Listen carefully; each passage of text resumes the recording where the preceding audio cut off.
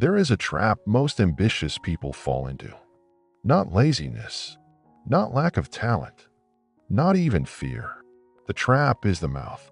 Specifically, what comes out of it before the work is done. Most of us have been taught that sharing our dreams builds momentum, that saying it out loud makes it real, that telling people about our plans somehow brings them closer. But nobody warns you about what else it brings. This is the story of Daniel. Daniel was a young carpenter in a small village set between old oak trees and cobblestone paths. He had gifted hands, a sharp eye for design, and a mind that never stopped generating ideas. Every piece of furniture he made told a story. Every joint was clean. Every finish was smooth. People who sat in his chairs always ran their hands along the armrest twice. Daniel had a dream. He wanted to open his own furniture workshop. A proper one. His name above the door, his designs on display, his craft finally standing as its own business. And every single time a new idea arrived, Daniel did what came naturally to him. He talked about it. He told his friends over evening meals. He told his neighbors while fixing a fence. He told the men he worked alongside, the ones who nodded and smiled and asked questions that felt like interest but were not always what they seemed. One morning, he arrived at the workshop to find that a man he had called a friend had already begun building the exact chair design Daniel had described to him just 2 weeks earlier. Same tapered legs, same curved backrest. The design Daniel had sketched by candlelight for 3 months. He said nothing.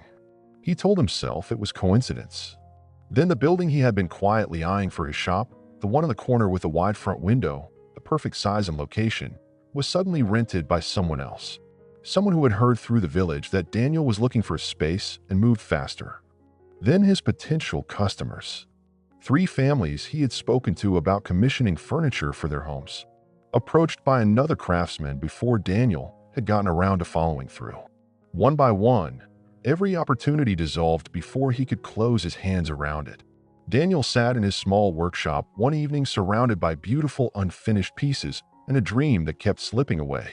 He felt foolish, not because he lacked skill, but because he could not understand how someone with so much to offer kept ending up with nothing to show.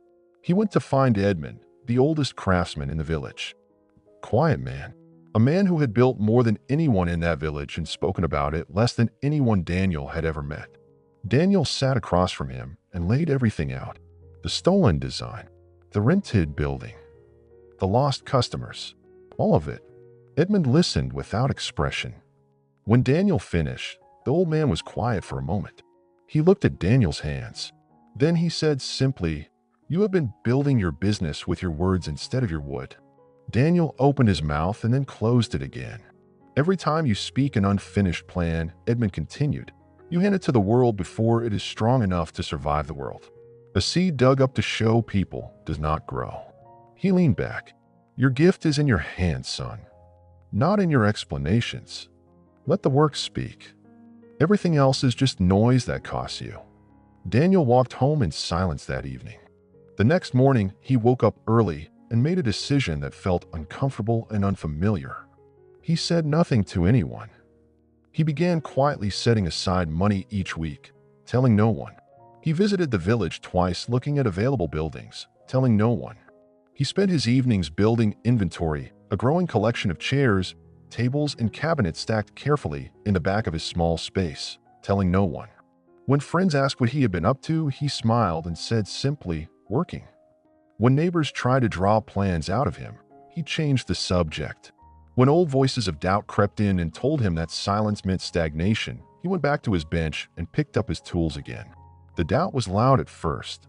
It always is when you take away the false comfort of talking. But something else grew louder alongside it. Progress.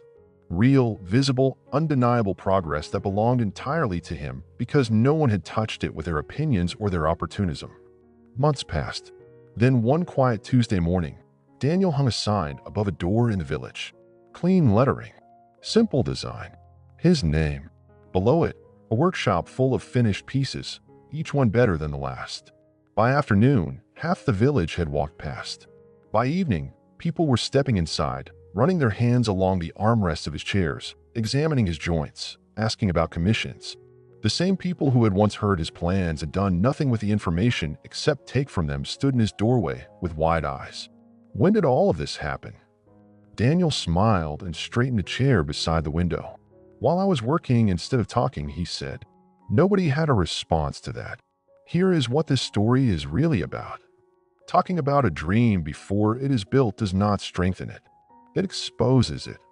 It invites doubt, competition, and interference into a space that needs only one thing to survive. Quiet, consistent, daily work. Silence is not hiding. Silence is building.